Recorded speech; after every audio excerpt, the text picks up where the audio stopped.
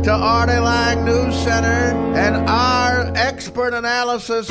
Live at motherfucking 5, over now. Bombshell tonight. A white man driving, a stuff in his face. Artie Lang, Don Ho. He's gambling on human lives. Hi, everyone. I'm Colleen May. Breaking news from the Channel 8 newsroom. Eyewitness News has learned that comedian Artie Lang was found dead in his hotel room at the Hard Rock.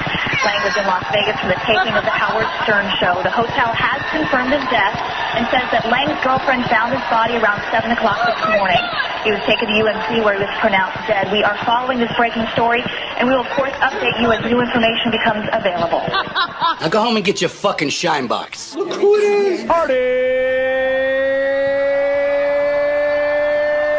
Lang. Don't make me break my foot off in your ass! Whenever we're ready. Yours, Richard? Yep, loud and clear. Okay. Richard? Yep. I don't know. I'm officially going to invite you into a new group I've started with Bruce Jenner. As you know, Bruce Jenner is a Republican. And we started a group called Trannies for Trump. And yeah, he's a Trump sexuals. And we'd like you to be a spokesman. It's gonna be all. I know you want to do all things Trump. That makes me Kellyanne Conway, I think. Seriously, does anybody talk faster than Kellyanne Conway? She looks like she shot pharmaceutical-grade coke directly into a vein in her neck before she does an interview. I mean, she must study every policy and just go, good workers, migrants can keep jobs to consider. There's a lot about, well, what about what Jimmy Carter did? You know, that's one of the pivots. They're like, well, what about what Hanson? She knows everything. You know what she's like? She's like that guy from the old FedEx commercials who could talk real quick in the 70s. Like, Pittsburgh Pete, package for Pittsburgh and Pete. Instead, it's about Trump's economic plan. Listen, how reminds me, I remember when Martin Short, the famous 60 Minutes skit where he played like the sweating lawyer. Well, what about you? What have you done? You know? Yeah, I'm not being defensive. You're being defensive. Yeah. Well, listen, Trump's president, and right now there's a Two Broke Girls marathon on, which means, I'm jealous of my father. You know why? Because he's dead.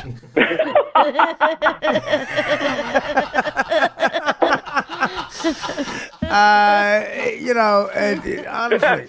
If I know my father, the guinea from Newark that he was, if I saw him in the afterlife, I go like, Dad, all the dudes talk like chicks. Bruce Jenner is a chick.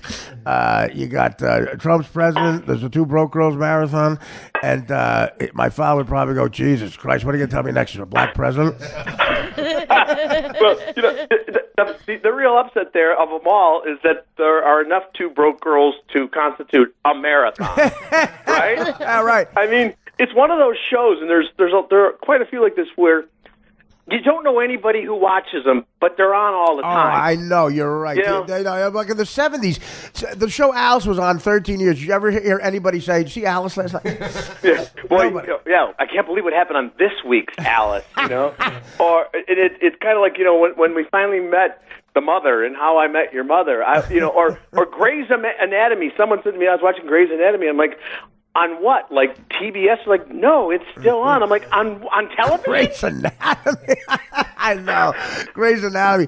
Yeah, that is really, well, again, it's America it's a different world now. You could get, the chick who invented or created Two Broke Girls is Whitney Cummings. Very nice girl, very sweet, very, very pretty.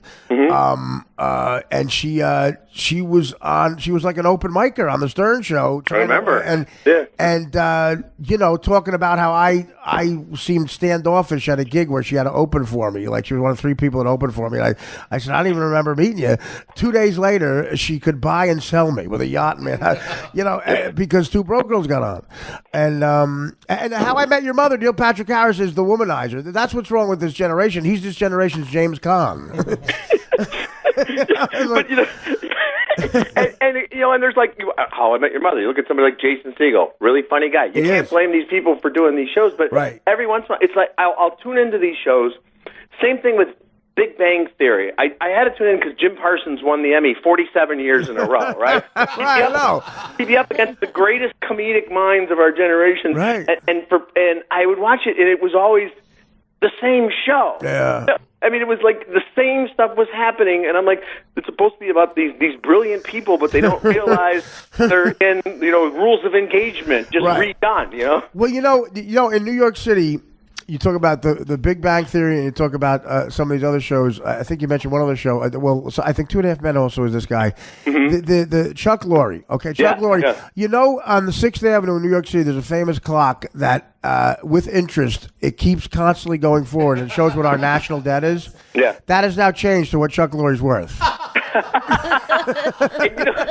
He's got 14 shows and Syndicate. I mean, Two and a Half Men. If all he did was 4 seasons of Two and a Half Men, he'd have more money than God. Oh my God! And I had not watched that again until you're clicking around until all the Charlie Sheen stuff broke, and I'm like, I got to watch this show and see is this the equivalent of McLean Stevenson leaving MASH? Is this going to be?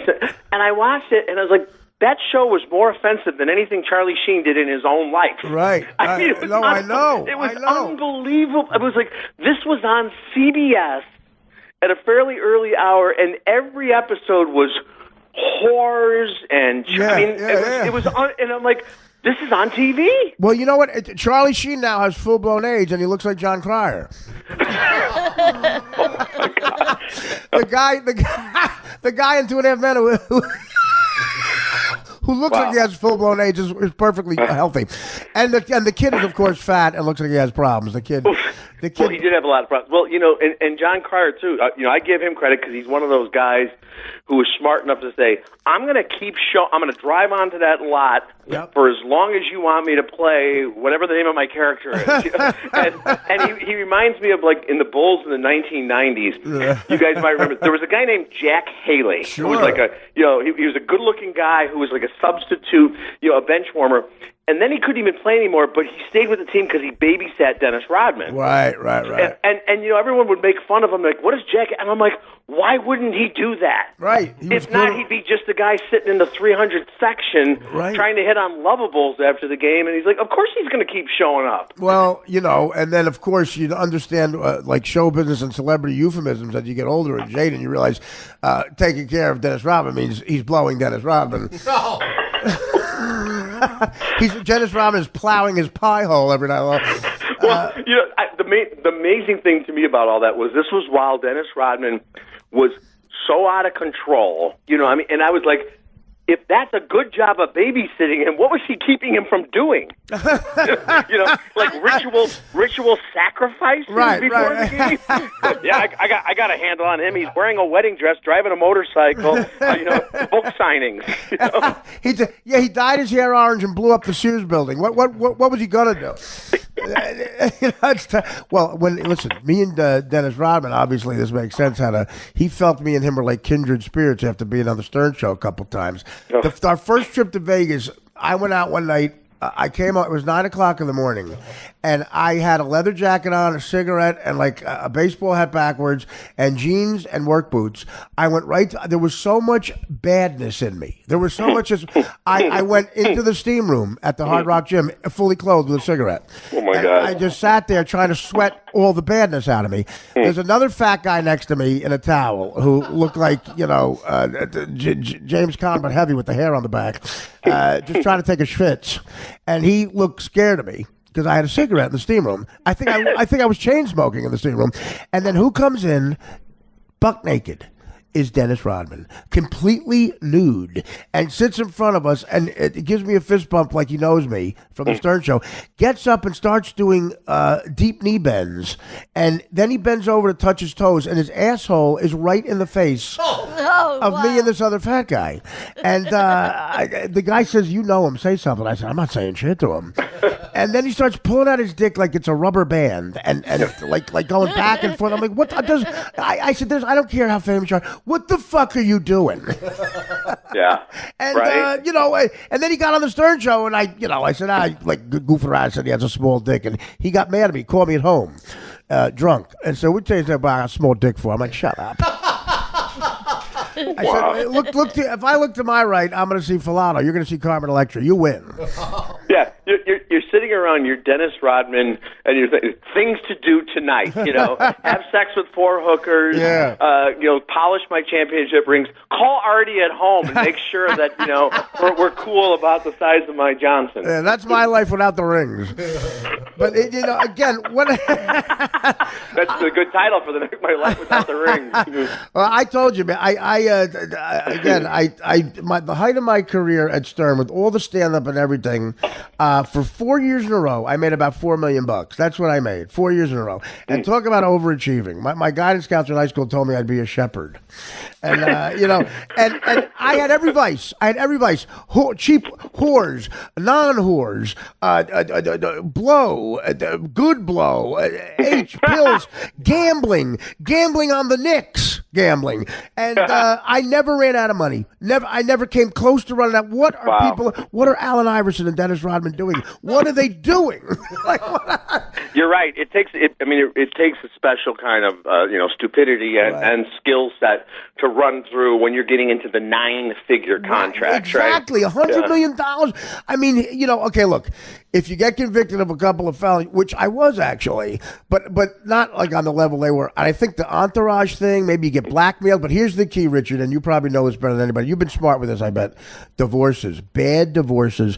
Robin Williams technically was basically almost auditioning for sitcoms at the end of his life because of a couple of bad divorces. Well, and unfortunately too, all the stereotypes often play out because we're talking about with a lot of these athletes. These poor steps, they end up with 11 kids. Right, well, that's absolutely. And that's the other thing. It's like, how could you not, get that? You remember some of that. What was it, the HBO show where they asked the one guy to name his kids and he couldn't do it? Cromartie. Antonio Cromartie on the Jets. Absolutely. Yep. If you can't name them. How about 2 of them have the same name? He forgot on Kid 13. Yeah. 2 are named Jersey. Well, that's why George Foreman named all his kids George, because at least he could always name them, no matter what. Right, the daughter's Georgetta. Yeah, and she's the only one who was as good a boxer as him. So, I tell you what, I have to ask you this. Okay, where do you watch the election? What goes through your mind when you realize he wins Florida?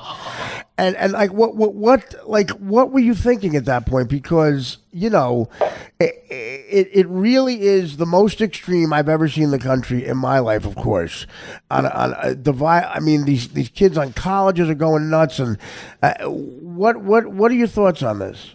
Yeah, I actually watched it in my home office here. That way I've got access to all my computers and tweeting and shooting videos and all that stuff. And the day before, I was like everyone else. I said, as a gambling man, Hillary Clinton has this locked up. I really felt that way. But before we even started getting the returns, I had this feeling because you could see the people who were lining up in Florida and Michigan and all these swing states, even Pennsylvania.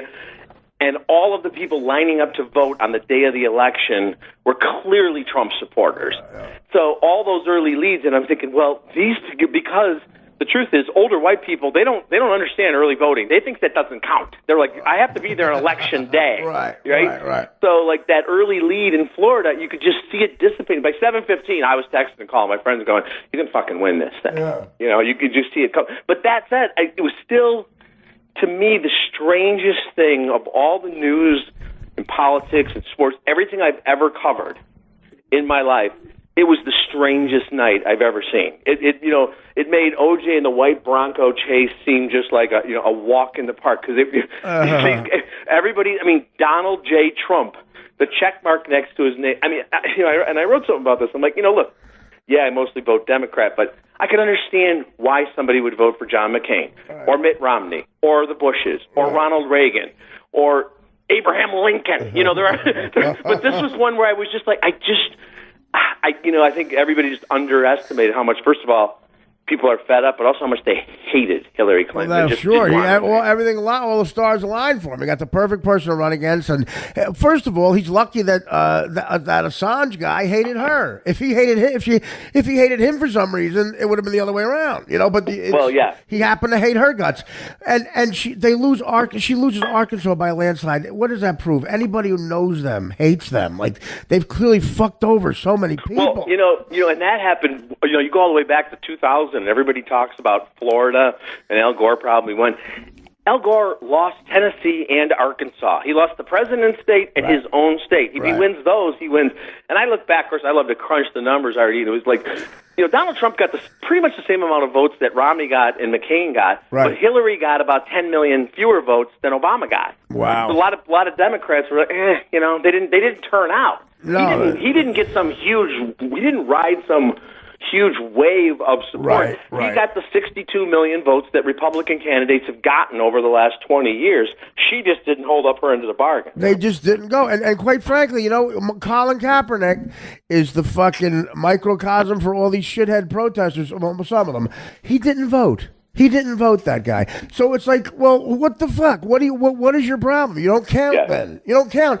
And so these people yelling and screaming, where were you election day? It's like, and not to mention the fact that every place you saw the protests were areas where Hillary Clinton carried the day. So I'm in downtown Chicago. I live literally, I'm like 3 blocks from Trump Tower. You and I have been to the Trump Tower restaurant. That's right, absolutely. Yeah, but in that area right there, it was about 75% Hillary Clinton. So they're marching downtown Chicago, screaming at a bunch of us who voted for Hillary Clinton. That's hilarious. And then you saw what I think it was Portland, out of like 175 people arrested, more than half hadn't even registered to vote. Right. Let alone voted for Hillary. Right. It's just insane. Well, what that proves too about the country is these are just people with nothing to do. Yeah. They're latching on to,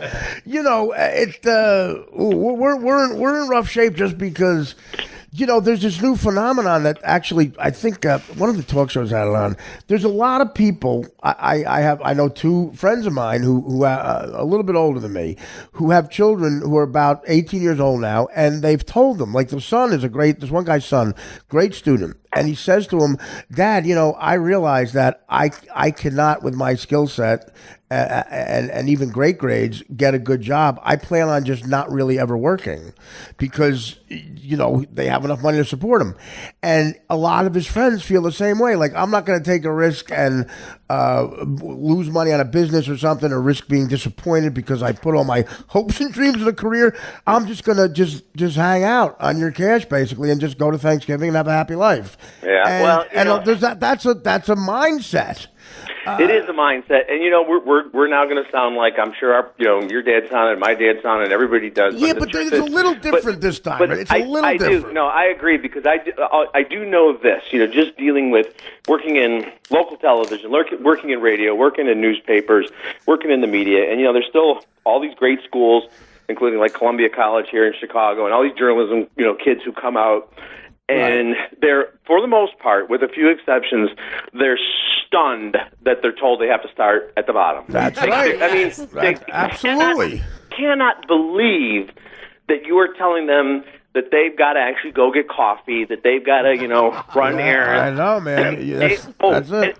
And the one that really kills me is they can't believe that you're going to ask them to, like, work on a weekend. No, sure, absolutely. The night shift, they're like, but it's Black Wednesday, and at Crowbar they have 3-for-1 on glow-in-the-dark shots. And I'm like, but you see, that's how. And then they'll, they and this. We've talked about this. They'll say to me, well, how did you start? And I go, well, I started at the top of the mountain reviewing movies. No, I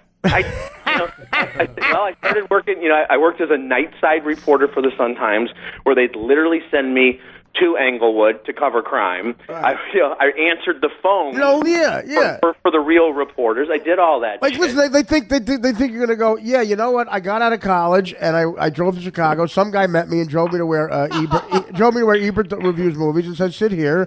And the first one is The Rainmaker with Matt Damon. I mean, it's like, you know what I mean? Yeah, you had to be like, and these fucking comedians on my level, they do. They think. Well, I'll tell you what happened. I was 19 years old. I drove to Manhattan.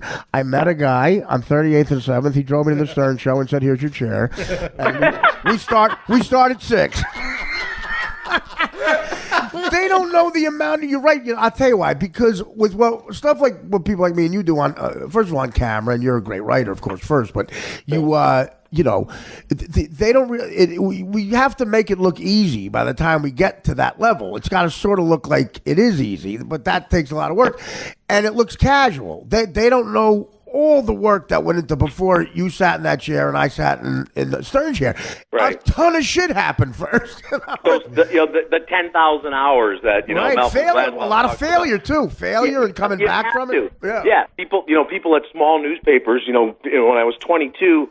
55-year-old editors at pretty crappy newspapers saying, I don't see a voice here. You're not a writer. Right. And you just go, you don't go, well, gosh, I guess I'm not. You go, well, screw you. I'll show you, and I'll keep writing on spec. I had somebody say this to me recently. You talk about, I just did, I've done 8 or 9 books, and I did kind of an Insta book on Kindle. I called it 666 Reasons Not to Vote for Donald Trump. and the great thing about Kindle is you can now change it. So now I just changed the title to 666 Reasons to Fear a Trump President. That's great. Just keep going with it. but I was telling somebody in the media about this. I was saying, well, I wrote this like on weekends, my spare time, and she's like, maybe I should write a book. And you're just looking at like as if she were saying, like, maybe I'll try the seafood tonight. And you want to say, screw you. Right, no, it gets you mad. Because it's like, maybe you, and I think it's Sarah Silverman who says, when people say it to her, maybe I'm going to do that. She's like, you're never going to do that because you're talking about doing that. Right. But you're not doing it. Maybe I'll get a radio show. I know. Yeah. No, it's very like, well, I'm glad we're having this conversation because the kid in here with me tonight, Mario Bosco, that's what we're talking about. Hello. Mario, basically, I let him open for me at the Borgata, and he showed up, and I said, well, what's your act going to be? And he goes, I thought you were going to write it. That's basically what Mario said. I go, well, you know what? You're just never going to be a comedian. Because no one's going to write your act for you. You have to do it. You're so right, Richard, about a lot of things you were mentioning. Just shut his microphone off. So, honestly, I have to ask you seriously, though, because you're a more political guy than me. Bill Maher, the night before the election and everything, and he had other people on, like a lot of Hollywood liberals are acting like, I'm not talking about Chelsea Handler, who looks like Tom Petty, by the way. The fact that she said out loud that she told her writing staff she was moving to Spain, and the entire writing staff has to somehow, they must need their health benefits so bad to say out loud, no, we need your voice, stay, which helps the people of Spain in an immense way. But okay, here's what I fear about Trump. And again, this is not being political at all. I can't vote. I'm a convicted felon, as you know. I said to myself, Pence is the one I fear more because he's a religious nut. Trump was bullshitting those invalids. He's not religious. He doesn't know anything about the fucking, the guy would, screw over a plumbing contractor's kid if he could. This is, Pence actually said out loud once. Now, this is me, Richard, talking, and I'm offended by this, that he thinks homosexuals can be cured. Like when you hear shit like that, that's fucking scary. And they anyone thinking about overturning abortion, come on, man. That is like the religious nutty stuff. It's like with the difference between Saddam Hussein and a Bin Laden guy or the Ayatollah. These guys, Saddam Hussein was a gangster. You could deal with him. You could deal with him in money. He was just wanted money. Pay him off. Everything's fine. If you say to Saddam Hussein, look, here's $200 million. Get rid of these terrorists. There'd be no terrorists. No way. He'd blow them up. But when you get a religious nut, that's our problem. When somebody thinks they're going to get 70 virgins and they'll fly into a building, you can't fight that. And Pence, to me, is scarier in a way. So, that's a great point because Pence is a guy who has been in the political arena, who really believes this stuff. And like you said, Trump, he's already like wall, fence, maybe just a couple of keep out signs. You're right.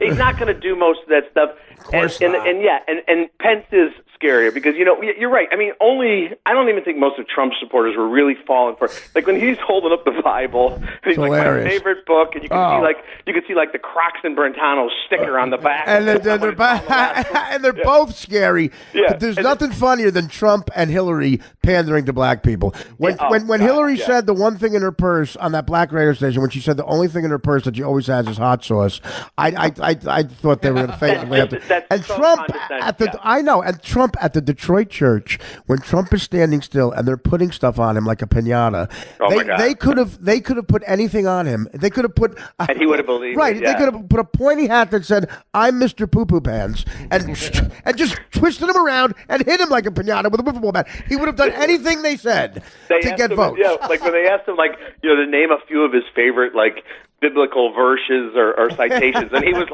like Deathly Hallows, Sorcerer's Stone. Like, no, those are Harry Potter books. Right, he said he said Corinthians #2 like it's a sequel.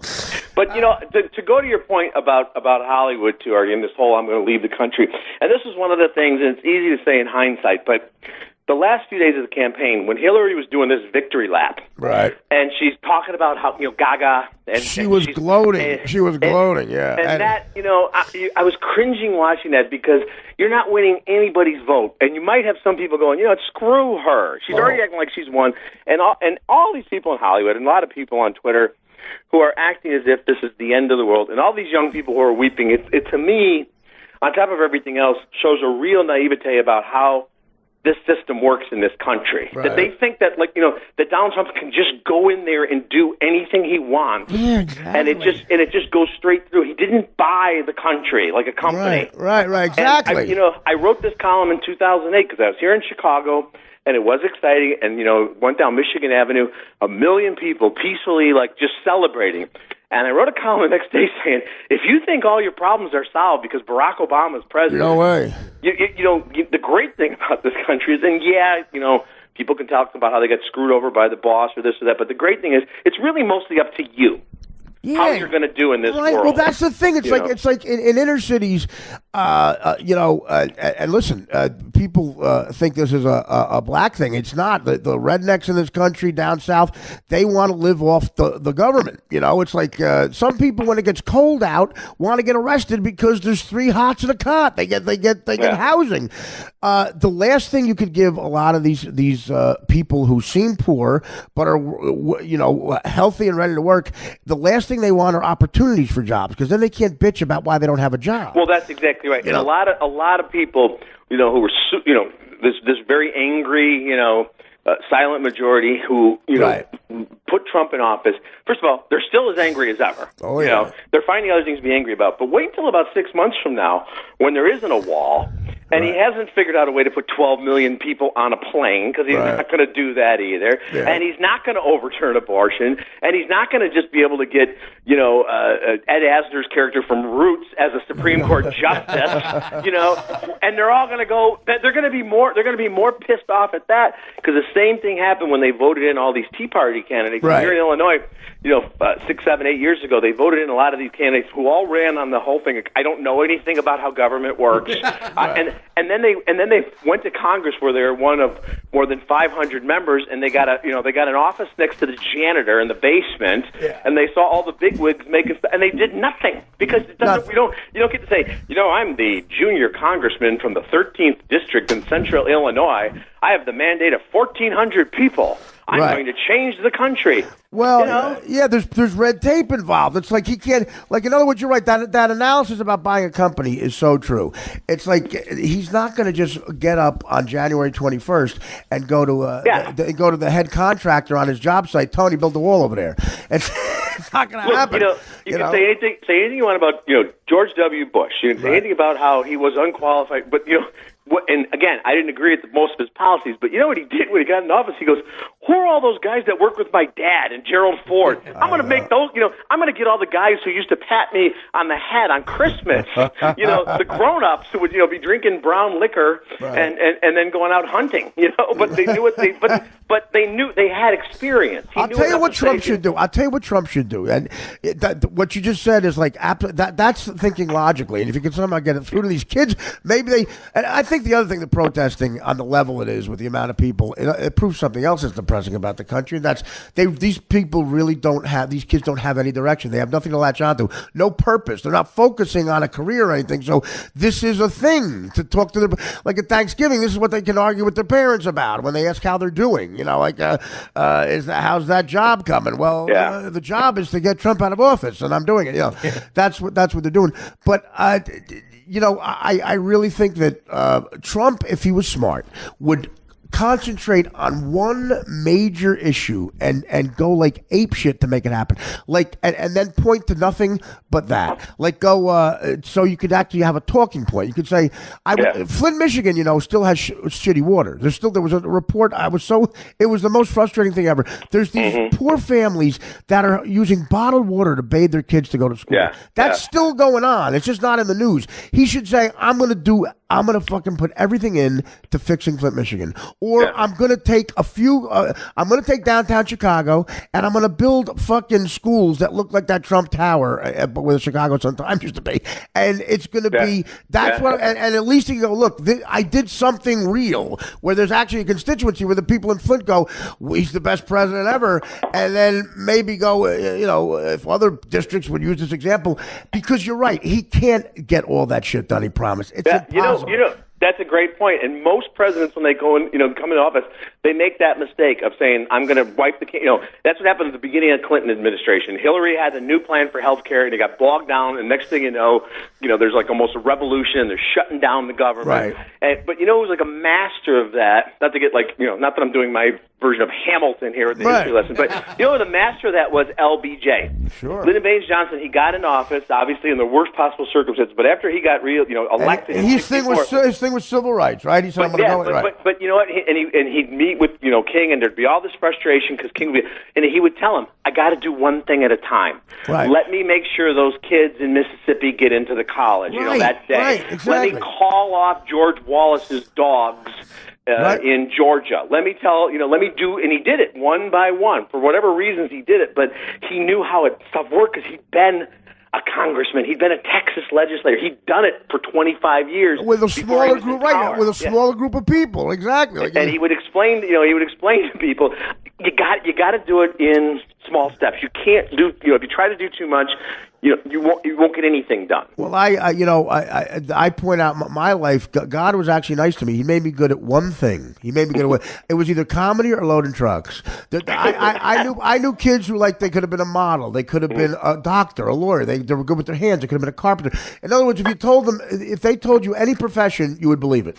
Like with me, if I say model, you're going to start to laugh for 4 years. If I say that, even all my cousins were carpenters, and my Uncle Frankie got them all carpenter jobs, and and then I went there and I couldn't build a header or frame a house, so it was either comedy or unloading a truck. So I could focus on one thing. He made me like one thing and be good at one thing. And that's what you have to carpet. It's too much shit. In other words, Martin Scorsese, you know why Mean Streets was great, and you know why Taxi Driver was great? Because that's when he was only focusing on one thing. All of a sudden, you get a million projects because you're great, and what do you get? Vinyl. That's what you get. Yeah, well, that's exactly right.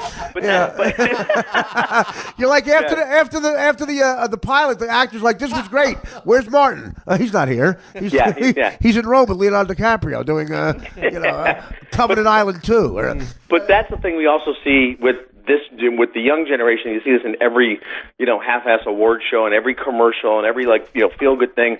Don't let anybody tell you can't be anything, and that's fine. When a girl's 7 and she wants to ride a unicorn to Mars, you should say yes, you can ride a unicorn to Mars. When she's 12, you got to tell her, we got to start talking about some backup plans. We're out of unicorns, and I've calculated it. It takes 75 years for you to get there. So maybe, but there's too much of that, and so even the people that are successful now think they can do anything, which leads us to Gigi Hadid on the stage at the American Music Awards, thinking that she's, the second coming of Carol Burnett. Right. Someone told her she's funny. Yeah. Right. I worked for a week on that. She told us, and I'm like, okay, that's dedication to your craft. Someone's got as a comic, you go, yeah, that makes me feel like shit. And someone, in other words, you're right. Someone at some point in your life has to sit you down and go, you're acting like a jerk off. And some people clearly have never. No one's ever had that conversation with Ashton Kutcher. No one ever said, Ashton, you're being a jerk off, and then slap him in the face. Maybe like if a kid tells you when he's 10 years old, I want to play center for the Knicks, that's great. But okay, now let's have a scenario where you're not 6'11".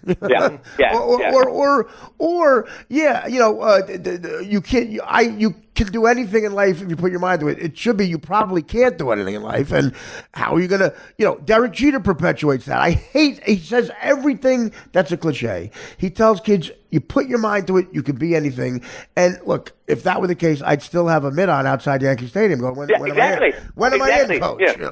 And what you really need is people telling you over and over again, you can't do this. Because if that's going to be enough to discourage you. Right. And I tell those people, too, because people send me their writing samples, like, what do you think? It's like, first of all, I wish I had the time, but if I tell you, this writing is kind of cliched, and, you really need to work on it, and they're gonna quit, then they were never going to be writers anyway. Right. If that's all it takes. No, I know. It's odd, man. But then, again, with especially with show business, it's at least with sports, it's there's no real nepotism because you got to be good. Like Barry Bonds, wasn't a great player because his father was Bobby Bonds. He was a great player because he's a great player. Jamie Lee Curtis probably would not be as big a star without Tony Curtis as a dad. Yeah, but it's like give somebody like Tony Romo, not my favorite athlete, but for him to step up last week and say, you know what, this is Dak Prescott's team. He earned it, and he used the term meritocracy, which of course a lot of people said they had to look up and go, what the fuck? Oh my God, yeah, Jesus, shut up. But a lot of quarterbacks in that position, 36, 37, near the end of his career, a lot of success, would not say that. And he at least to his credit, he said, look, the guy earned the job. Who cares about this crap about, you don't lose your job to injury? Right. Why? Well, yeah. If a guy has your team at 9-1, and he earned the job. Yeah. Well, the rap on him, of course, is warning track power with the championship. But that, look, if fucking there's a lot of quarterbacks who have proven that to be true. Troy Dilfer comes to mind. It's a very frustrating world now. There are enough examples where people with nothing to offer become famous, and unfortunately, the big example are the Kardashians, where a lot of women say, "I could be her," and literally, she got famous from blowing a guy on a tape. I mean, that's an accurate statement, and then she rode that out. Well, I did hear a few people saying it's true. It's like, how could you be surprised by a Trump presidency when Kim Kardashian has 30 million Twitter followers and is worth hundreds of millions of dollars? Did you not see the dumbing down and people like that? And I don't blame anybody in the Kardashian family for making all that money. I blame all the people that foolishly buy their crap. Well, sure. I'll tell you what, the thing that's not talked about is that Robert Kardashian makes a damn good pair of socks. Boy, I hope that poor fucking kid. He's trying to get an identity, and then he's smoking weed with Lamar Odom one night and goes, "I know it. I'll reinvent the sock business." Nobody needs that to be done. I mean, look, those broads drive men crazy. If you're in that house for a little while, you either become a woman, you become a crackhead, or you become Kanye West. I don't know what's crazier. I mean, and look at Kanye, the poor guy. The poor guy, but I mean, whatever he's going through. I mean, here's a guy who is on top of the world. Of the 6.5 billion people on the planet, he's got one of the 30 or 40 best lives, right? Oh, sure. Absolutely. And he's picking imaginary battles. Like, he's mad at Beyonce for winning a trophy. Is that what happened? I don't even know that. It's just rambling on about stuff and canceling things, and it's just like he's got no one to fight because it's like be careful what you wish for. Yeah. And he actually has the Midas touch. Everything is turned to gold and platinum. Now he's on stage. He's rambling on. He's canceling concerts. It's like what? Why? I know. It really is. It's sad. Well, you could get too much. Well, you believe the hype. I mean, he's a classic example of a guy like the people who told Eddie Murphy he could sing and stuff like that. And you're surrounded by that at times. I think it's frustrating to be married to Kim Kardashian because every once in a while she accidentally butt dials everyone she knows. And you have to pick it up. I think. Do you think Kanye West set that job up in Paris? I think he needs cash, and he had somebody rip off her jewelry. I mean, from the start that looked suspicious, but now there's footage and everything. It's one of those things where you're just like, when every inch of your life is filmed and you have security all the time. The one time it doesn't happen is when you have $5 million worth of jewelry. Right. I don't know. Yeah. It's all I know is usually when you hear the story about the robbers posing as police. Right. I know. It's either in a Fast and Furious movie or it's Ryan Lochte. When does that happen in real life? Never in Chicago do we hear, 5 armed robbers dressed as Chicago police officers. Never happens that way. No. Yeah. The guy that tries to impersonate the officer usually gets like a tin badge and a Cubs championship hat. It's the worst attempt ever to impersonate a cop. Well, what are they going to tell us next? A glove was left with a P on it for the Pink Panther. It was a little too a little too neat. It was, but I can't imagine trying to have a conversation with one of those Kardashian broads. I mean, what are they? They don't seem like people, because nothing's real, and it's Kanye West is perfect for that because I can't imagine having a conversation with him.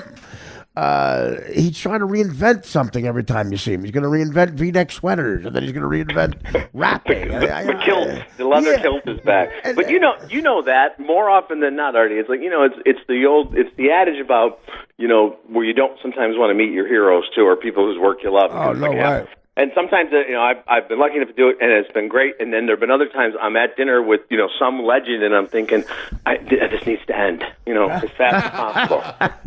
Yeah, no, it really is. It really is sad. Like I've said to myself, I hope I never meet David Hyde Pierce ever. Please, I know he's gonna. Let me tell you something. He set the table for Neil Patrick Harris to play a straight womanizer in a long-running sitcom. He's a womanizer. Yeah, even in that Gone Girl with Ben Affleck, he plays Clint Eastwood, for Christ's sake. He was nice to me though. My beer gut was so big at the Celebrity Direct TV Bowl that he tied my shoes for me. There you go. Yeah, and from a weird angle, it looked like something else was happening. And Deion Sanders gave me a look, I don't know, just don't belong in the locker room. It looked like I was dating Neil Patrick Harris. It looked like I was agreeing to start at the bottom. Hey, do you have time for me to tell you a quick?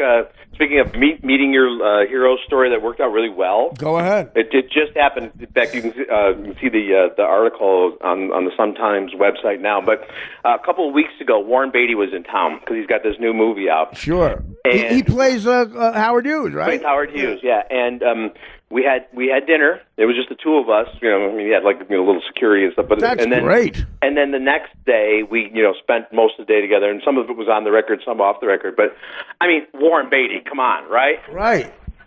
That's unbelievable. So he was great. I mean, he's almost 80. Right. So you're like, okay, is he going to be kind of a little bit, doddering or whatever? He's Warren 80. But he had, I mean, so many great stories. But you realize his whole life is he's not name dropping. That's just his life. Right. Exactly. So Dan will know this. So in Chicago, there was Cup was the legendary gossip columnist for 60 years, right? And he had this TV show called Cup Show for 35 years. I've heard of that. Yeah. Oh, and people got to look it up on YouTube because it was amazing. It was on PBS here in Chicago. And the idea, and Cup was terrible. He was fantastically terrible as a talk show host. He also did the Bears games and he did the Cubs games. Right. And he was, but the great thing about the show was he could get everybody because he had such clout. So they actually had shows where his guests would be like Malcolm X, singer John Davidson, wow. and the comedic styling of Judy Carn. You know, That's and great. then he'd give it whoever was in town. So Warren Beatty tells this story. It's like 1970, and he's like, "So I'm doing Cup show," and he goes, "You knew Cup." And I'm like, "Yeah, Warren, I knew." Because great guy, wonderful guy. So we're having a wonderful time there, and Bob Hope's on the show too. Did you know Bob Hope? And I go, "Well, not like you did, Warren, but I met him. You know, everything he says is like, did you know?" Ronald But what a Reagan? show! Bob Hope and Warren Beatty on the same show. That's unbelievable. Yeah, right. On a local Chicago television show. So. And Cup, he would ask, he'd ask anything. So at one point he says to Warren Beatty, well, and Cup would say, you kind of talk like Georgie Gesto. So he says, he asked Warren Beatty, what do you think about the war in Vietnam? And, Warren at that point was campaigning for McGovern, very out right. there. And Beatty says, well, I think it's an illegal war. I think we should get the troops out immediately. I think we have no point in being there, no purpose in being there, no right to be there. And 19-year-old young men are being sent home in body bags. And Cup's like, well, on that note, let's take a commercial. And so Warren goes off to talk to the crew or whatever, and he sits back down. They come back to the commercial break, and Warren says to Cup, what happened to Bob Hope? Oh, he left. Because Bob Hope at the time was doing... specials with the actual name of that was the very. He actually did a special called "A Very Vietnam Christmas" with Bob Hope. So he would go out there, and if you look it up, he actually did specials with names like that. So Bob was going out there with Joey Heatherton, and doing the special. So Warren says, he looked, where's he goes, never talked to him again. Oh, that's hilarious! Oh my God! Bob, he left. Bob just left. Oh, that's unbelievable. Because listen, he was taking out of him. Bob Hope made a lot of money off those specials, probably too. Oh yeah. Oh man. Well, that is so. The Vietnam ones with Bob Hope are the funniest ones to watch because he's there with like Charo, and she just has no idea what's going on. And the real show should have been him sitting next to Jane Fonda on top of one of the enemy's missiles. Oh my God, they existed. Those specials existed in that weird parallel universe, like Gomer Pyle, which was on from like 66 to 70, and he was a Marine. Right. And they never once mentioned that Gomer was probably going to get his ass shot off in a rice paddy. It was just like in the Bob Hope specials, he'd be like, "Hey, this is Bob Hope's Saigon excursion." They'd be just like making weird jokes about it. They show that, when you get to meet, when you get to like, you talk about meeting your heroes and stuff. When you get to meet people in show business, like a story I have that's comparable to that is I got to know Tom Waits a little bit because I did Mystery Men with him. This awful movie, but we worked together for a week, and we had the same teamster who drove us home, and he's the guy. I might have told you that story. Where I had this. He wrote the song "Jersey Girl" that Bruce made famous, and I had I always wanted to ask him. I had these romantic notions about the song, and the last night, I kept telling the Teamster driver, Scott, I want to ask him about this. So I just ask him. So he was at the Sunset Marquee, and I'm at the Mondrian, and they drop him off first, and I go, Tom, I don't want to bug you, but that song Jersey Girl, I love it. What's that about? And I had this romantic notion of him on a beach in Seaside, and he looked back like a throwaway line, like annoyed with a cigarette, and said, my wife's from Newark. He just walked out. And the Teamster, Richard is giggling and went, "That go how you thought it was going to go?" Which was amazing, but okay, I actually have a topper for that. Okay, about 6 months later, I'm in the Sunset Marquee, and I'm at the Whiskey, and I see surreal thing could only happen in L.A. I know. You know what? I'm happy. I'm so glad I'm telling you this too, because you'll appreciate it. I know I never told you this before because I just started telling it on the air. I see Julian Lennon trying to pick up a girl underneath a picture of John Lennon. All right? No. Okay, a foot right above him is a picture of Lennon in the I Love New York City T-shirt in Central Park, and he's picking up and he's hitting on it. He's working it. Tom Waits was at the bar, and he was 3 feet from us. We're talking to somebody else, and me and my buddy Teddy, who worked out there, a comic who works in advertising, which is a unique breed. But he had a client, but a real great guy, and he can't believe I knew Tom Waits, and that we're watching this, and it's hilarious. We see Julian Lennon, so he's getting nowhere with this broad too. She's young, doesn't really know who he is, probably never heard of the Beatles, or whatever. And Tom Waits walks over, like stretching, clearly going up to his room, and the guy go, "Hey, Tom," and the only thing he says to us is he points to Julian Lennon and goes, "How long before you think he points to the picture?" Wow. He was totally in tune with what we were in tune with. I didn't even know if he noticed it. But he could tell we were obsessing about it. And he goes, how long before you think he points to the picture? I would have pointed the first of all, I would have told her Jessica Lange's my mother. I would have started with that. Talking about bullshitting. I made out with a chick who I told I wrote Jurassic Park, a true story, and just made out with her. But yeah, think about that. Well, you're talking to Warren Beatty, and he's telling you a story about Puck about your Bob, but walks out because he says that's like stuff that for a minute you're in that world. You're in the world of what you always dreamed of being in, and you're talking to these people. It's great. Well, he would say, he's telling me, like, well, I did this movie called Splendor in the Grass, and I started dating the girl, and I go, you mean Natalie Wood? Yeah, Natalie, great girl. Did you know her? I go, no, didn't know her. He dated everybody. Didn't he date everybody that he did a movie with? He dated, right? I mean, he makes all these guys seem like amateurs. He actually told me a great quote, because he got married when he was 54 to Annette Bening. Right. And he said, my whole career in the 60s and 70s, Julie Christie, Goldie Hawn, you name it, Diane Keaton, right. Joan Collins, when she was, like everybody. Unreal. And he goes, everybody kept saying, I was afraid of marriage. He goes, no. He goes, I was afraid of divorce. I saw 4 coming down the road, so I waited until I was 54 till I got married. That's and I'm hilarious. like, you're a fucking genius. Well, that's right. He should be, because what did I say? Like, the bad divorces is how you get people, because I don't care. It's clear.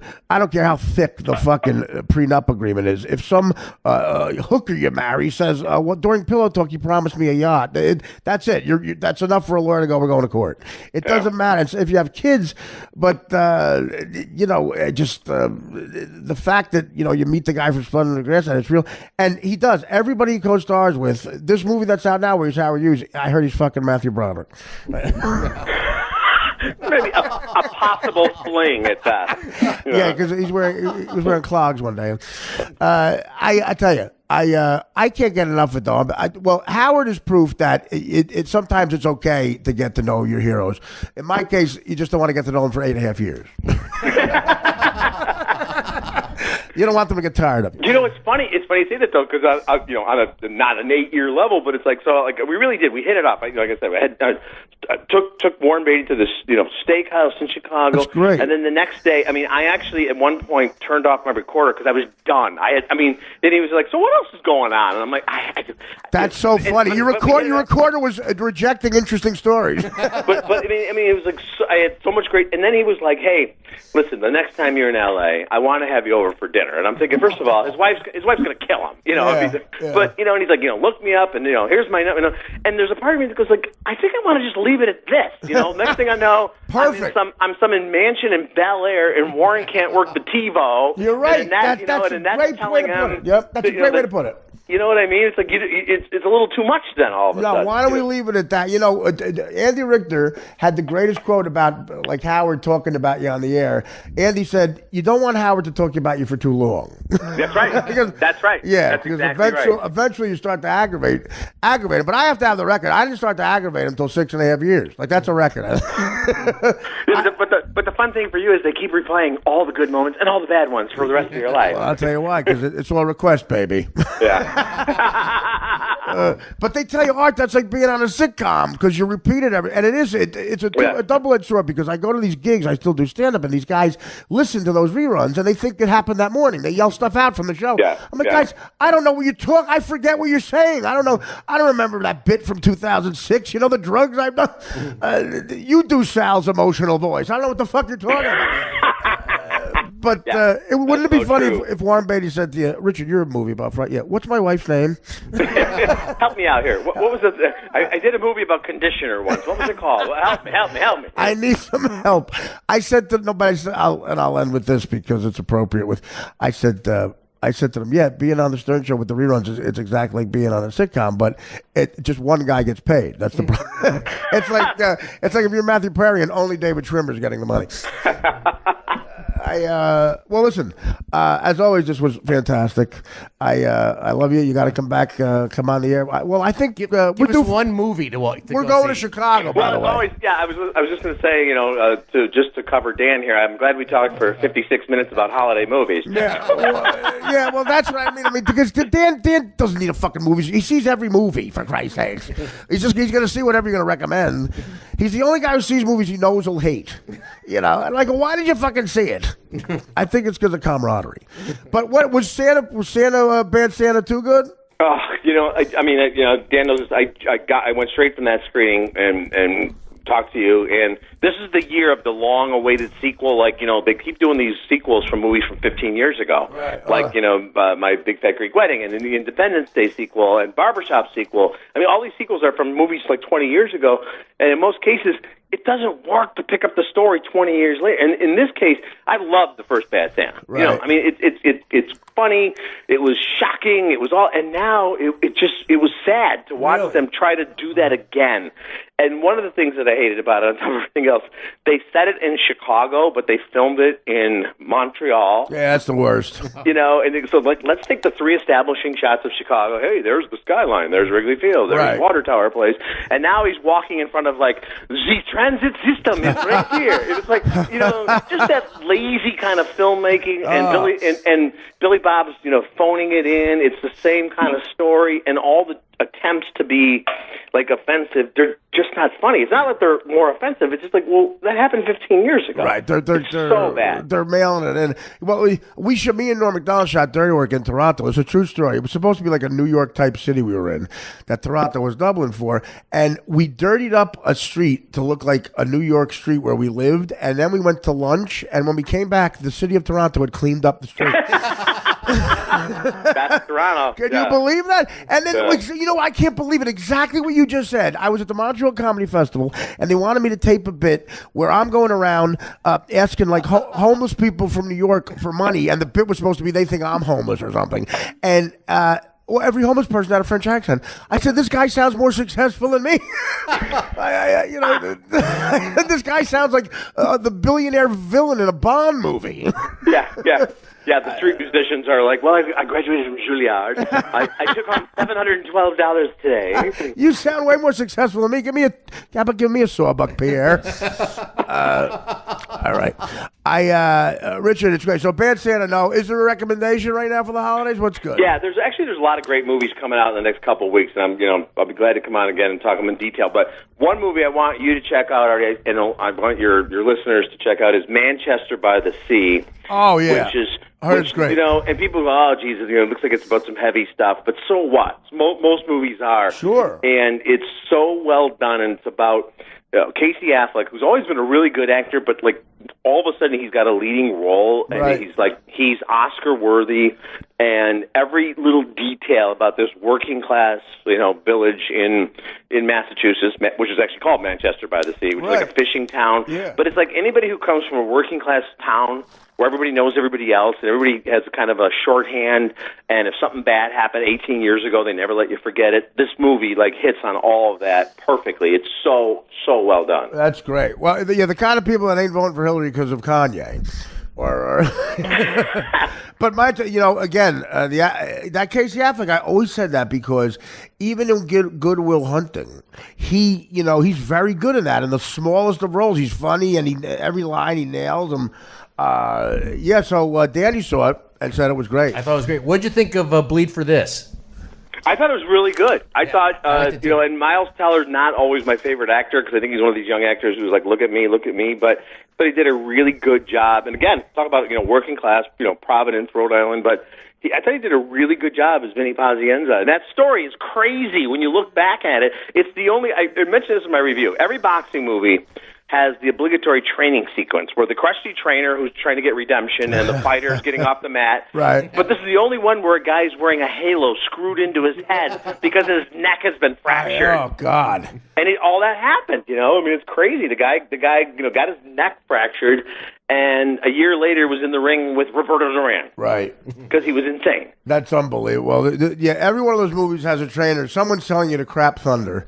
Well, Anyway, yeah. Well, Aaron Eckhart plays Kevin Rooney, his trainer in this movie, and Kevin Rooney was Tyson's trainer. Yeah, Rooney's the tough guy. He had the stroke, right? The guy who had the stroke. Yeah. Well, and Rooney was the guy that also, he got DUIs and everything. So, Tyson got rid of him. Right. If Mike Tyson says, you're a bad influence on me, you got to take stock of your life. Yeah, but again, that's what said get rid of him is Don King got rid of Kevin Rooney because Kevin Rooney was the only guy that Customato had taught how to handle Tyson, and Kevin Rooney got squeezed out by Mr. America, and Tyson's in the joint, and Don King's on his yacht, and that's what happens with so many fucking.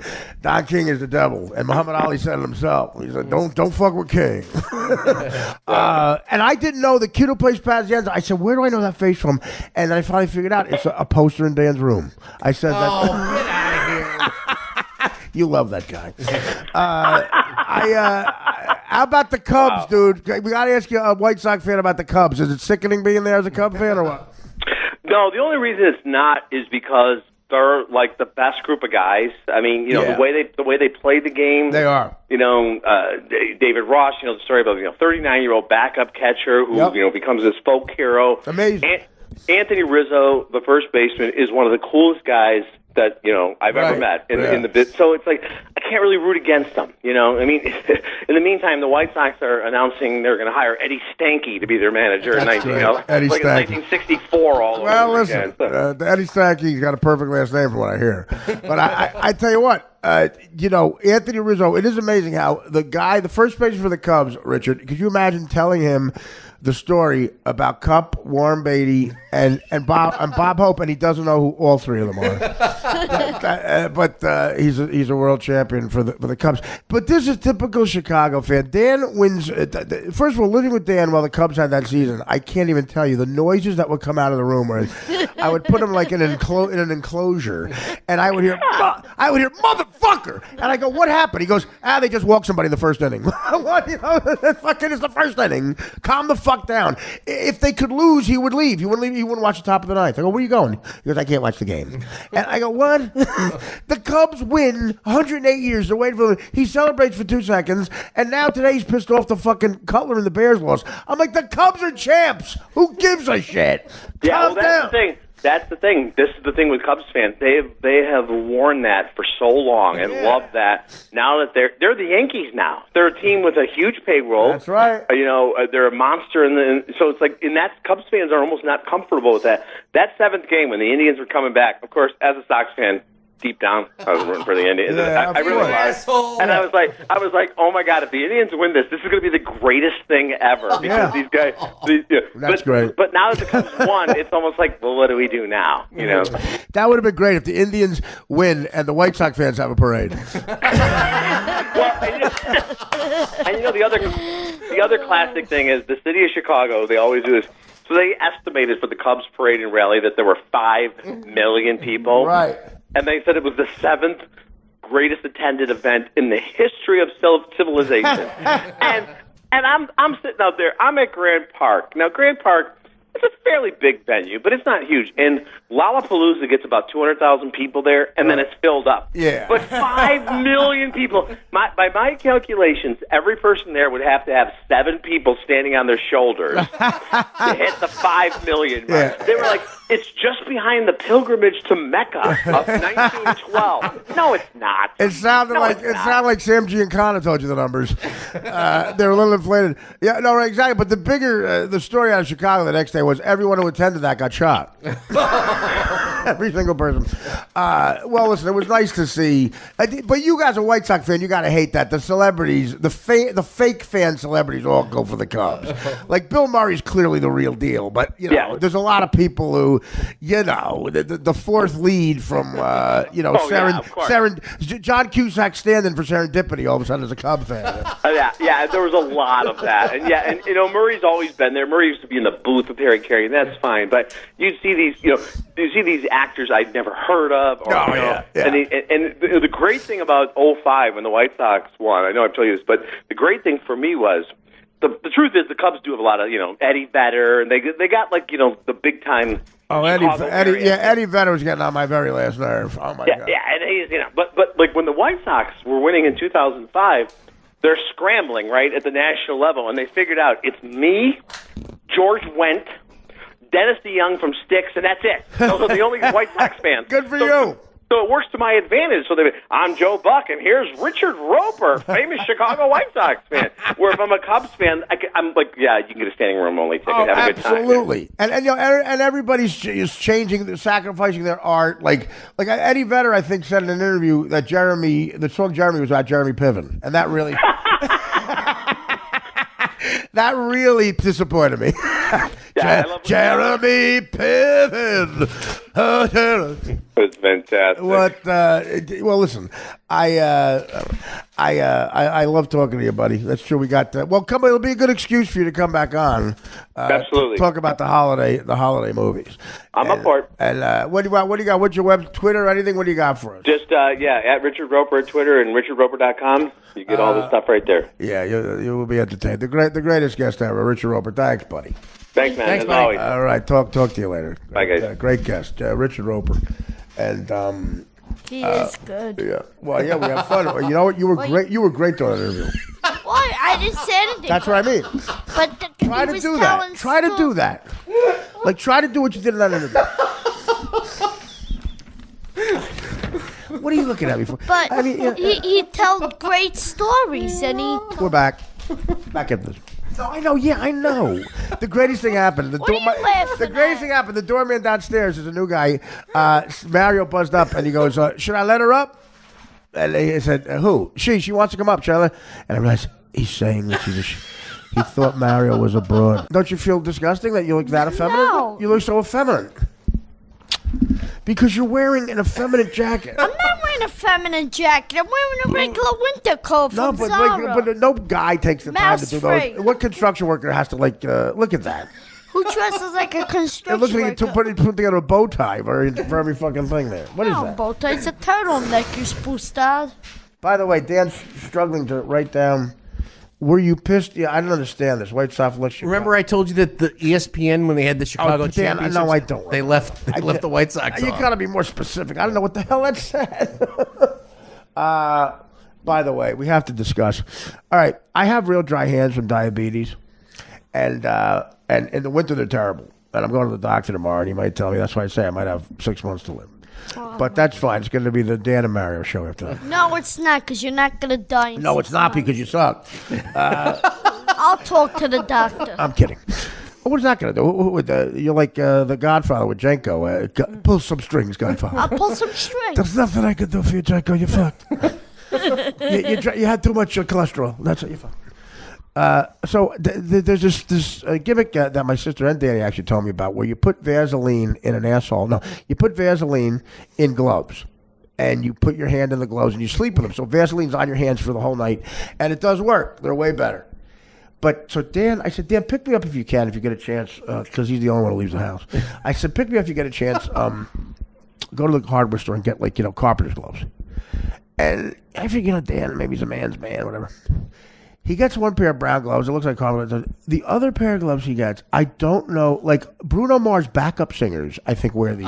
These are bedazzled orange. They were in the men's section at the hardware store. Gay men are men. Yeah. Wait a minute. I have to show you these. Again, I figured Mario's fruity too. They so would hold the I'm not Vaseline fruity. better. I'm not fruity, okay?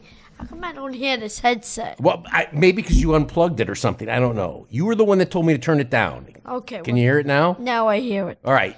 That was Dan. Turn it down. It's too loud. It's too loud. Sorry. I'm sorry, Dan. I'm sorry. I could not wear these gloves ever. Look at these. These are bedazzled orange. And first of all, what did you say about them?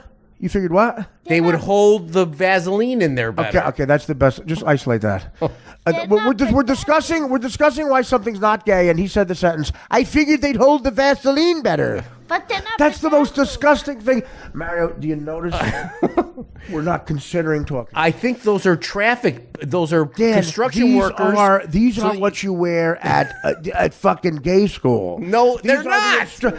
Dan, these are orange bright orange with white stripes. I wouldn't wear these. They were at the Ace Hardware. The only reason I wear these is if my father would actually see this and come up from the dead to beat me up, to gay bash. They were at Ace Hardware. They were They were at Gates Hard in Hoboken.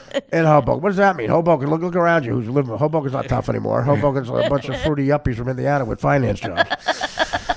Modern day pilgrims live here. They're Look like at this. Michael Jackson gloves. Yeah. Case in point. Case closed, Dicklick. Well, you're defending Shut their up, Maria. manliness? Yeah, No, Ace. but they're nice gloves. I would wear them. Case closed again. So Michael Jackson. Okay, I'm and you sorry. would I'll wear return them. those. Yeah, no They're kidding. not from these. Sorry. You look like Anne Frank. You look like, you know what you look like? You look like Anne Frank Vincent. Anne Frank Vincent. And Frankie Pantangeli. And I understand why Dan liked those gloves, because the crevice, right? The milk and crannies, it could put the best. Crannies. Whatever, like an English muffin. You're not even, when you try to be a guy, you suck too. You and But Dan you say, put the glove in with the Vaseline. I'm going to leave Right, you to that's it. I'm what going I to say, thought. I'm going to leave you to an assignment. I know what you I'm going to leave meant. you to an assignment. Talk like guy you think guys talk for 2 years. Just alone. And I guarantee you'll be like, ooh, look at the Dick and crannies. Were you mind if they were red and green? They're the color of Trump's hair. I got brown ones, dark brown ones. How'd they get brown? The other ones. Now I know how his gloves got brown. Yeah. The other ones, I didn't think would fit your hand. Wait a minute. The brown gloves are what they look like. These are what they look like new. The brown gloves are what they look like after they've been used. After Dan gets a hold of them for a weekend. I walked out on the cold to get your gloves. No, you walked into this like a beast. Good job, Danny. Good job. So what? How long are we talking for there? An hour 10. Oh, you see that happens. That's what happens when you shut up. Don't tell me to No, right. First of all, Danny McGrath, my buddy, the bad cop's going to Uber you home tonight. He's coming at 1:00. Are you into that? Who is? I just. You just said it. I didn't hear. Danny, the bad cop. He's coming. He drives Uber. He drives Uber, bad cop. As long as he makes a pit He's stop to taking you home. McDonald's, I don't He's care. taking you home. I can pay him in Coke. We pay him in Coke. Was he Mexican? That's terrible. Every once in a while, the only thing that could happen is sometimes his eyes fall into his sockets. Listen. If he takes a turn too quick. All right, ready? We ready? We're ready. Can you hear me? I can hear you. We were just doing the commercial. I was free associating a comedy like Rob Williams, and that's when Rob Williams used to steal everybody's jokes and free associate. But I won't talk ill of the dead. All my stuff is off the top of my head. It's original. I'll be using it as Barnes and Noble something. You're a genius. Oh my God! Get out of my ass. Oh, shut If you up. see if you're in my ass, get those orange gloves. The bedazzled gloves. I'm going to tweet those, by the way. I'm tweeting out a picture so you know what I'm talking about. Dan, you At got least tweet the brown ones. you got those in Bed Bath and Beyonce. Well, I shop at Bed Bath and Beyond. Beyonce? No, Beyonce. Bed Bath and Beyond. Nobody the gives store. a shit. What do you think? That's like a little store nobody ever heard of, like a fucking like secret. I buy my cure. Billions of store people. Yeah, so the odds are everybody's been in Hey, one. Dan, you want to go shopping with me Black Friday? Black Cock Friday? I'm busy. It's not Black Cock Friday, is it? Are you going out on your own? What are you talking about? Black Friday shopping. It's the biggest shopping season of the Yeah, if you're a chick. If you're a chick, Where are you going? We're going to Bed Bath and Beyond. We're going to Aces. You know what? I'm a man. You know what I know? I know Black Tuesday. When we got attacked by the Huns. When the Sicily got attacked by the Moors. Which is why you got dark coloring. Hey, I'm Sicilian. I know Black That's what I Sunday, mean. the movie. That's what I mean. Black. You know what happened? Where you were a little too close to the tip of Africa down there. Little too close. So a bunch of pirates make a wrong turn, and before you know it, woohoo! It's a party. Before you know it, Mama Leone's got an afro. Ladies and gentlemen, let's get political for a second. No, I was doing an impression of the guy Chick and Manny Rod, who were the two older longshoremen I work with, and they would say the dirtiest things that come out of a human being's mouth, and they would make them up. They would like mash up dirty words. They would go, "I'll kick your cock through your cunt lip." You fucking dick stain. I'll kick your cunt through your fuck rag. You fucking fuck rag dickwad. I don't give a shit, wad. I'll kick your fucking fruity cocklick through your goddamn dick cunt. You fucking prickwad. I don't give a stick fucking cocklick. I'm fucking breaking balls. I can't break balls. That'll be the fucking cock day. I can't dick fucking bake rolls. Are you talking to Manny Rod? You know who Manny Rod? Yeah. I grew up around the block on New York Avenue. Right over there by Garfield Street. Right over there by Garfield Street. Where's Garfield Street? The place I first fucked your mother. I don't give a fuck if you're from Indiana, you fruit Harvard frick. You fucking prickhead. Go test the orange juice with your fucking cocklick white jacket on. I'll fucking beat you again in speech, as you cuntlick. Fucking goddamn Harvards for fucking fag fruits. Yeah, you owe me $8,000. Where's that coming from, Dick Stain? I'll kick your fucking kids out. I'll turn your 8th grade daughter out on the street, you fuckwad. I'll clean her pussy and make fucking Puerto Ricans fuck her. I'll mash her up. People will be eating her in cheeseburgers, not even fucking know it. You get me? You dick-licking fuck stain with a cocklick? I don't give a shit if you're offended. I don't give a fuck if that's your daughter. Fuck her. Who? Tell her to stick her fingers in her ears. Yeah, tell your daughter to stick her fingers in your ears. She can't put them in her ass because I got mine there. I don't give a fuck if that offends you. Fuck off. Your daughter's crying. Big fuck. Tell her to put her big boy pants on. She's got a faggot father. She looks a little dog to me. Who the fuck's her father? Where'd you grow up? Where? Philadelphia. Her father's probably fucking Randall Cunningham. Yeah, the fucking shine. The big spook quarterback. You fucking prick. I don't care if your best friend's black. He can suck my white cock through his cunt fucking dick rag. I'm making sense. I know how to talk to people. Just go check the orange juice for fuck. Yeah, I pissed in the orange juice again today. Yeah. Tell Sunkist another batch went bad. Because Chick Galante pissed in it. That's another $2 million I got to spend to fucking fumigate the fucking place, right? I don't give a fuck. You know who I'm with? I'm with the goddamn Campese. You don't grow up until you don't tell Chick Galante what to fucking do in Newark, not in Down Neck, you piece of cunt rag. This guy don't take no loans. He don't take no fucking loans. When he tells me the other day, when he's dead and gone, we'll know what kind of a friend he was. Why don't you drop dead now so we can test your theory? You piece of cockfuck. I know Mario Bosco. Sure I know him. I'm the one who told him never to change the oil. It's too much money. San Gennaro. Never change the oil, I said to him. At the San Gennaro, who gives a fuck if some tourist from fucking Nebraska get fucking sick? Because of bad fucking oil. Tell him to prove it. The faggot dickwads. They all look like Dick Van Patten. You know why? Because they're dicks. The fucking waspy Medigan motherfuckers. I like the fucking, yeah, you Medigan fuck. You look like a Moulin Mensavarok. It looks like, I know what you're doing, dating a yam. I heard at the Knights of Columbus, I go there to drink on Dollar Beer Tuesdays. Who do you think I had the fucking idea for it? Motherfucker. This motherfucker over here tells me to bet on the fucking Oilers. Playoffs, 1992. Warren Kuhn, that quarterback. Piece of shit with the round face. Looks like Franklin on the fucking goddamn Charlie Brown. Big fucking spook with the round face, Warren Kuhn. Throws 5 interceptions. I got Artie by 7 o'clock. I'm down 14 G's because I bet on a spook quarterback. You mother, I don't care if it's racist. Fuck you. Your daughter dates one yam and I can't say Kuhn? This is Down Neck, Newark. I'll say what I want. You're lucky we let the Portuguese in with the goddamn restaurant. So the soup de beixe becomes paella. Fuck off. It's soup de goddamn beixe. Soup de fish. Piece of shit. It ain't paella. Tony DiCanicas goes in there. He's got an Italian name. Tells him he's Portuguese. I almost fucking punch him in the cunt. Tony DiCanicas is a friend of mine. Tony D. He ain't Portuguese. He's human. Motherfucker. Someday the Mexicans are going to outnumber the humans. I see that on Channel 13. The Mexicans are going to outnumber the humans, they say. And the global warming. By 2038, Philadelphia is going to be the same climate as Miami. You know what I say? Who gives a shit?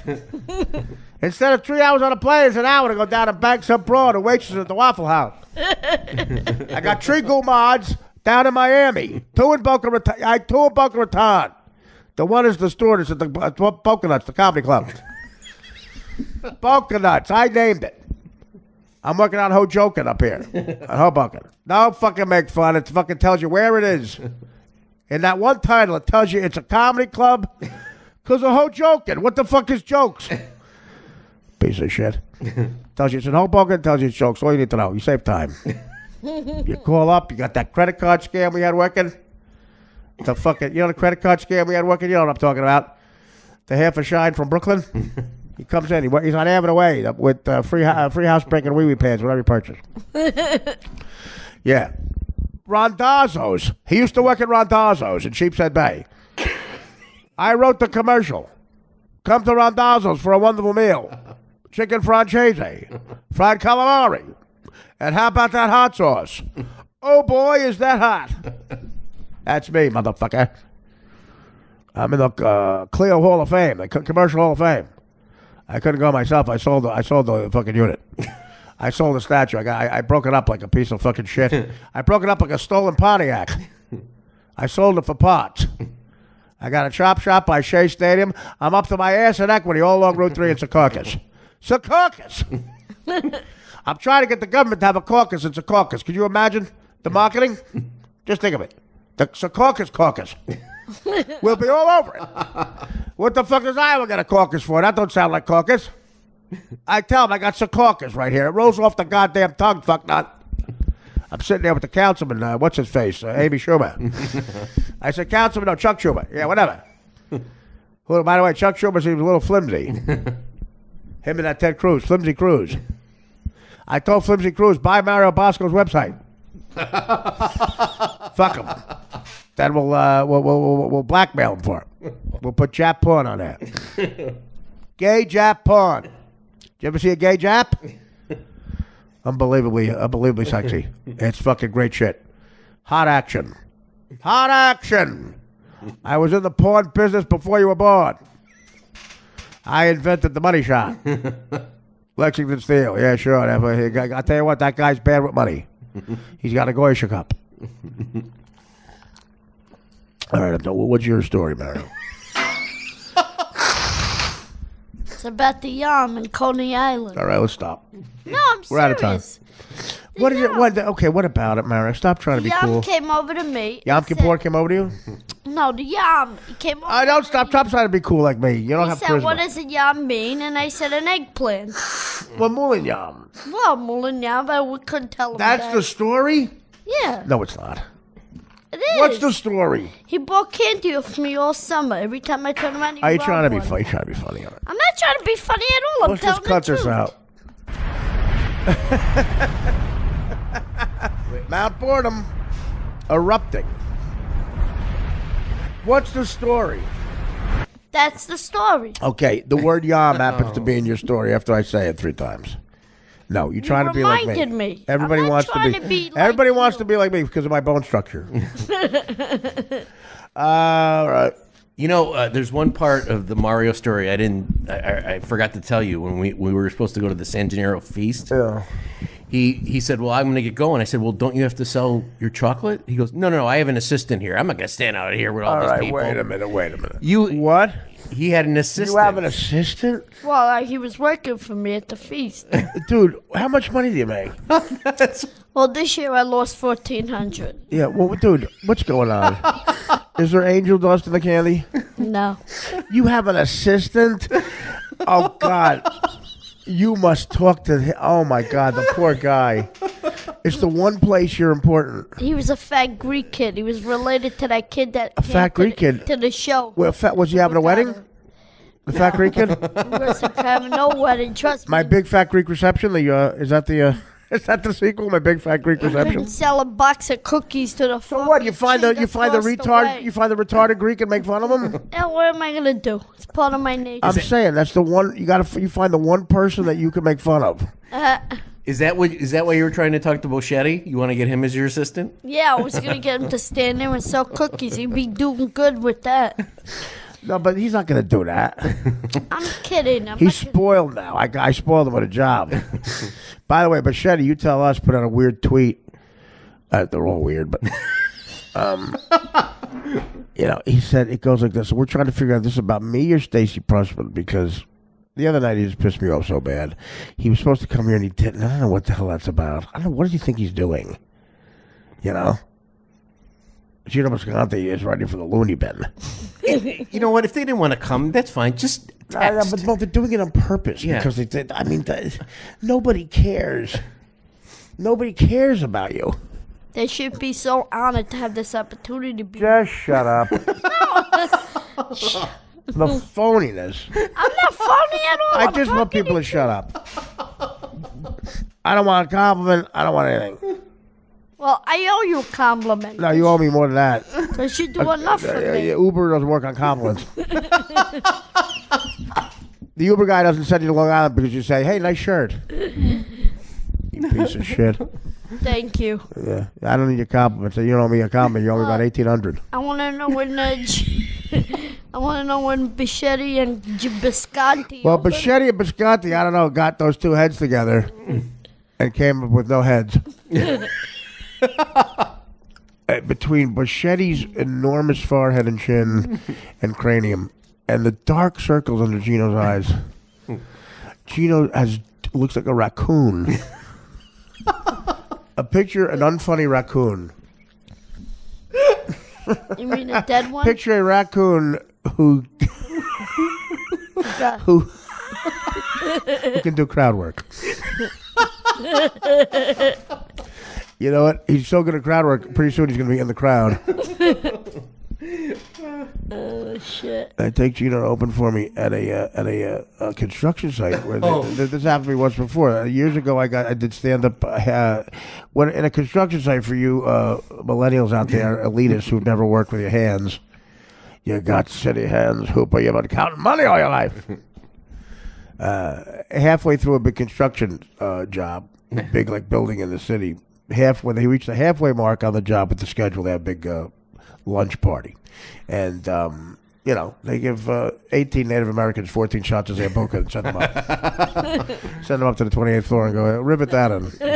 Put in floors 28 through 92 today, all right? When you finish the bottle of fucking wild turkey. So they have a big party. And they cater it, and they have entertainment. So years ago, my buddy who was in real estate, they asked for me to do stand-up. I was on Stern for a couple of years, and I did a half an hour, and then I ate with them. And $2,500 cash, not bad. And I felt like your assistant. And then but I had to follow one of the guys who did drywall. Was also an Elvis impersonator. One of the drywall guys was an Elvis impersonator, and he went first. I could barely follow him. He was amazing. He took his fucking sheetrock dusty pants off, and his fucking work boots and tool belt, and put on an Elvis jumpsuit, like the fat Elvis jumpsuit, but he was skinny. Boots, sideburns, wig, and the glasses, and belts out "Hunka Hunka Burnin' Love." Belts it out. And then Suspicious Minds. I had a request at the end. I said that you were always on my mind. Maybe I don't love you. And his beautiful voice over construction workers with a full mouth yelling faggot. In a Native American accent. So I followed him, but I got through it. So years later, the same guy goes, you know what, we're building one of the buildings over on the west side. And I passed by it by the tunnel. He goes, they're halfway through. And some of the union guys are going to be there. Union guys. Knock, knock, wink, wink. So I take Bisconti. I figure he's Paisan, right? I figure he'll open for me. Dan, you were at this, right? Oh, yeah. Okay. Now we get there. You got to read. This is what happens. If you're mature and after you've been doing, Gino's been doing stand-up, I think, for 41 years. He started out at strip clubs, and he worked his way up to strip clubs. And I said to myself, okay, some of these guys, clearly connected. Like all these guys look like they were in the front row for Henny Young with the Copa. Circa 64. Telling Vinny Pazienza, good to see you. You know what I'm saying? Wink, wink. What do you do? I'm in construction. You don't feel like you're in construction. I'm a union delegate. Do you understand what I'm saying to you? Good fellas. Oh, Jesus Christ. Hold on. Yeah, thank you. Thank you. Just yell at movies. You know what I'm saying? Divergent series.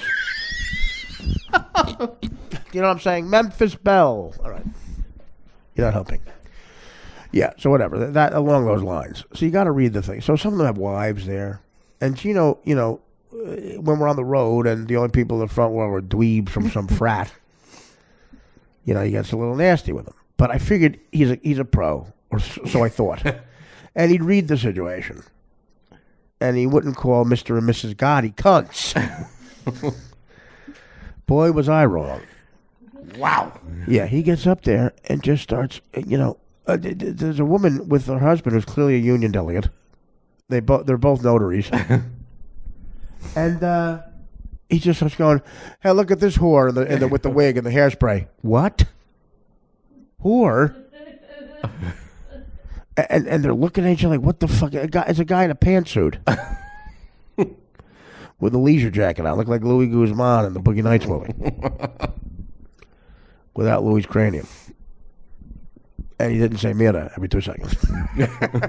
No, he's calling mafia guys wives, cunts, and whores. The head table. He spoke to the head table. Exactly. He said, head table, you give head? Ha ha ha. Unfunny shit. And one of the Irish guys was in charge of the food. The lettuce was white. The arugula was white. Okay? Medigan. Paging Dr. Medigan. Terrible. So I get up there, and Gino's one of those comics who has like that wall up. He thinks he always does good no matter what. Yeah. You could watch him bomb worse than anything, and he comes off thinking he just was Carlin on Carnegie Hall at the HBO special. He wanted me to high five him. Yeah. Well, he knows you'll do anything. I didn't high five. For a friend. And I get up there. Yeah, you didn't have to high five. I feel bad for you, Dan. I get up there and do 45 minutes. I needed a fucking a fire engine mechanical hook ladder to get the fuck out of that hole. I was in a hole deeper than the chick in Silence of the Lambs. I'm trying to do jokes and the audience is yelling, it puts the microphone in the stand. That's big a hole I was in. It puts the lotion on the microphone and puts it back in the stand. And then it gives us our money back. It puts the microphone back in the stand. It goes up on an elevator with Gino to the top floor, and it gets ready for us to throw him off. It puts the microphone in the stand, puts Vaseline on its body, and gets in the trunk of my Lincoln Continental. And he introed you like one of my best friends. Yeah. It was like, exactly. Clearly. Exactly. The guy who told me you were all cunts and whores.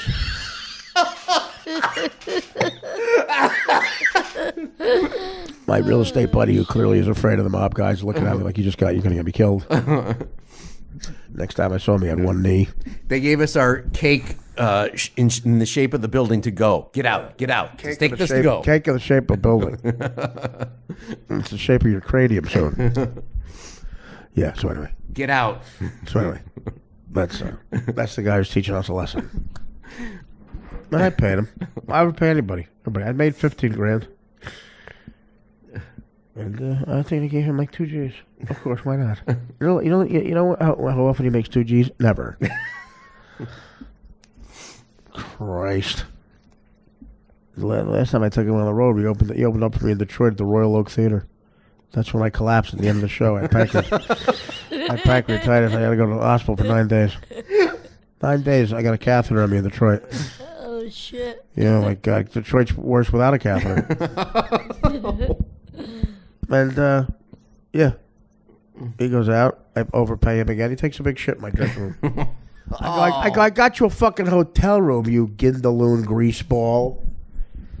I can say that. I'm going to tell you. And, then he had to go. Yeah, doing something. He goes, I'm going to L.A. I'm like, why?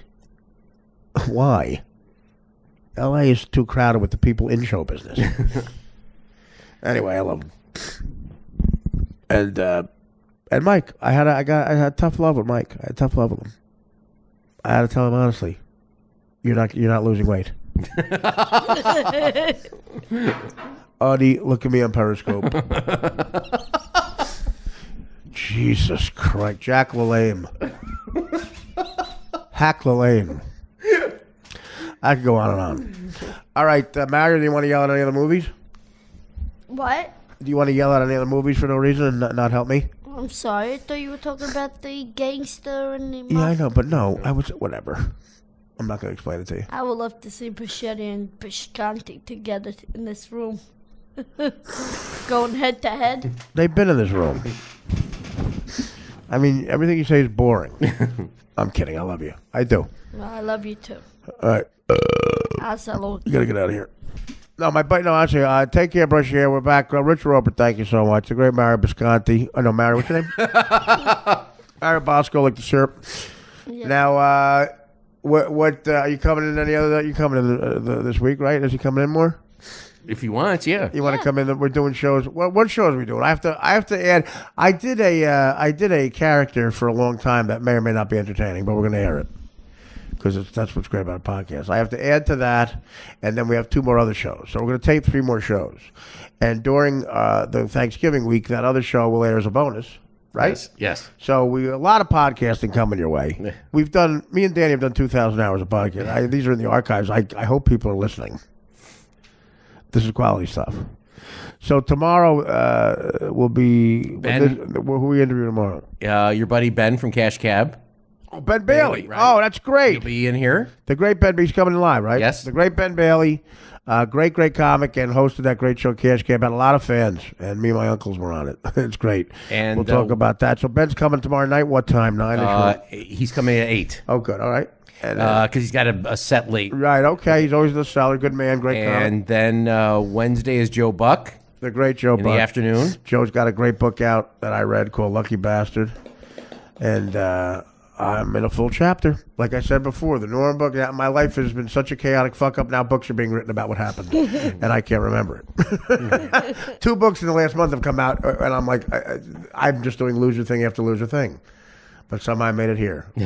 Podcasting with Mario Bosco. And then that's it, right? Yeah. And then I add on to something? Yes. You know what? Ann Coulter said that she was going to be on this week, so maybe we could do the Jesse thing after the Ann Coulter. Oh, great. Oh, and Ann. Yeah. Talk about relevance. Joe Buck has a book out. Ben Bailey has a book out. And, of course, Ann Coulter with the Trump thing. And Mario Bosco, I think, because I guess Coney's still there, right? And Richard Roeper with holiday movies. Tomorrow we have Mario Bosco's assistant. Oh, yeah. Well, let's bring him in. How much? We should call that the biggest loser ever. My big fat Greek kid. He's little and fat? No, he's tall and fat. And he's Greek? And he's Greek. Oh, my God. Does he have knuckle hair?